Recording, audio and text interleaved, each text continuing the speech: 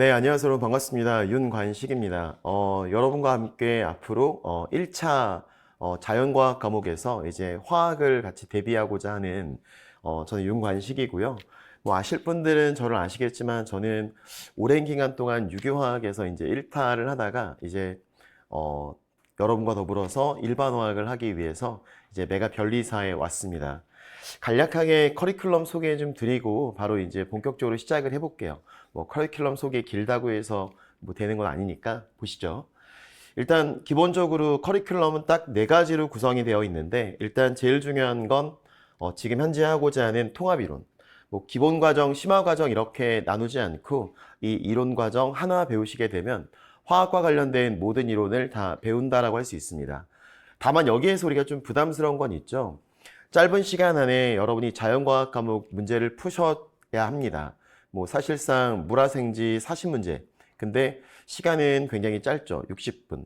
자, 그러면 과목당 뭐 15분 꼴인가요? 그러면 10문제를 15분에 풀어야 되는 거니까 사실상 되게 부담스러울 수밖에 없어요. 네, 그러다 보니까 짧은 시간에 여러분들이 문제를 효과적으로 해결하기 위해서는 어떻게 공부해야 될까라는 부분에 있어서 가장 중요한 게 바탕이 되는 이론입니다.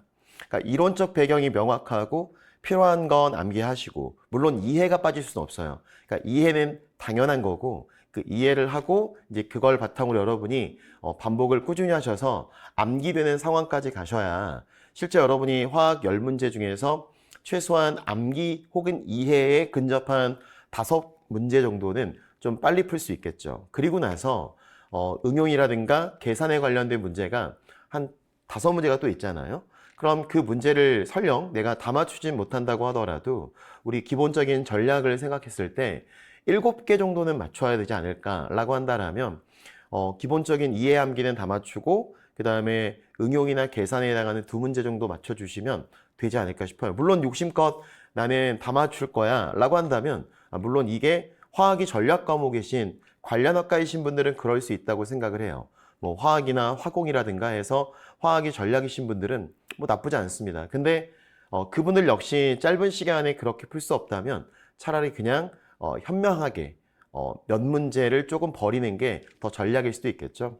물론 이러한 전략은 나중 얘기예요. 지금부터 전략을 생각하지 마시고 일단은 내가 공부를 했더니 어느 부분에 내가 강점이 있고 어느 부분이 내가 약점일지는 여러분이 공부를 해보셔야 알아요. 그러니까 일단 통합이론을 한번 쭉 들으면서 나의 장단이 되는 부분을 파트를 찾으시기 바라고 그리고 이론이라는 것도 그래요. 사실 여러분들이 늘 화학을 공부해왔던 사람들이 아니었다면 화학이라는 과목에 대해 수업을 들을 때 이해는 될지언정 그게 여러분께 되기는 어려울 수 있으니까 복습을 좀 많이 해주셔야 된다는 강조를 드리고 싶고 그 다음 우리가 문풀 과정을 본다라면 일단 기출, 단풀, 파이널로 되어 있어요. 기출은 당연히 풀어보셔야겠죠. 똑같은 문제가 나오지 않는다고 하더라도 변리사 시험에서의 기출의 경향성을 무시할 수는 없어요.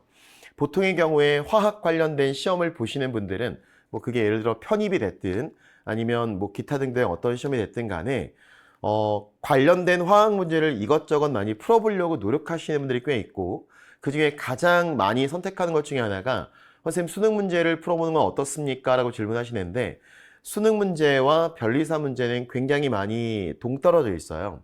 그러니까 여러분들이 수능 문제를 풀거나 수능과 마찬가지의 스타일로 화학 공부를 하는 건 굉장히 이질적인 혹은 공부에 있어서의 방향성이 잘못된 방식을 선택하고 있다는 말씀을 드리고 싶고 차라리 여러분들이 이 변리사를 대비하기 위해서 기출문제와 더불어서 나는 그래도 한번 풀어보고 싶다라고 한다면 MD 문제에서 난이도가 조금 낮은 중하에 해당하는 MD 문제는 풀어보시는 게 분명히 여러분에게 도움이 될 수는 있어요. 하지만 뭐 예를 들어 피트 기출 난이도가 중상에 해당하는 피트 기출 또는 수능 화원화투에 대한 그런 문제들을 풀어보는 건 그닥 크게 도움이 되지 않을 수 있기 때문에 여러분들이 최대한 적은 시간 안에 높은 효율성을 높이기 위한 소위 말해 가성비를 높이려면 이 변리사를 위한 이론과 그 변리사 기출을 풀어보시고 이제 그거에 해당해서 제가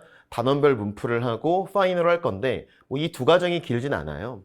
단계는 4개로 되어 있지만 이 중에 가장 많은 포션을 차지하는 건 통합이론. 여기에 좀 더 집중하시고, 그 다음 기출을 푸시고, 그리고 이 두 개는 그냥 하나로 묶어서 그냥 기출 외에 기출 예상 문제들을 풀어본다라는 마음가짐으로 접근하시면 좋을 것 같습니다. 사실상 제가 많은 성인들을 대상으로 수업을 해요. 뭐 과거에는 MD 수업, 지금도 MD 수업은 하지만 MD 수업, 그리고 이제 끝났지만 피트에선 뭐 유교학을 제가 13년간 피트를 쭉 진행하면서 굉장히 오랜 시간 동안 일타를 유지하다 보니까 학생분들의 공부 패턴이라든가 학생분들의 니즈라든가 아니면 어떻게 공부해야지만 내가 높은 성적을 올릴 수 있을까? 가성비 높은 공부는 뭘까? 이런 것들에 대해서 사실은 좀 빠삭하게 알고 있는 편입니다. 그러다 보니까 여러분들에게 드리고 싶은 조언이라는 건 막연하게 열심히 한다, 막연하게 그냥 의자에 앉아 있는다, 그냥 난 열심히 노력했으니까 되겠지, 이런 접근이 아니라 사실상은 어떻게 공부를 해야 보다 효과적이고 다 중요한 게 아니라 이 중에서 정말 시험에 나올 만한 것들, 중요한 것들을 선별해서 선택적으로 여러분들이 집중해서 공부하는 것이 올바르지 않은가 싶습니다. 어차피 1차 시험에서 여러분이 법 과목 2개 중요하잖아요. 당연히 얘네들은 여러분이 높은 점수 90, 95점 이상을 맞추셔야지만 하는 것 같고, 그럼 당연히 자연과학 과목인 물화생지에 대해서 최소한 우리가 합격 가능한 커트 정도의 수준까지만 가기 위해서 노력을 하자라는 말씀을 드리고 싶어요.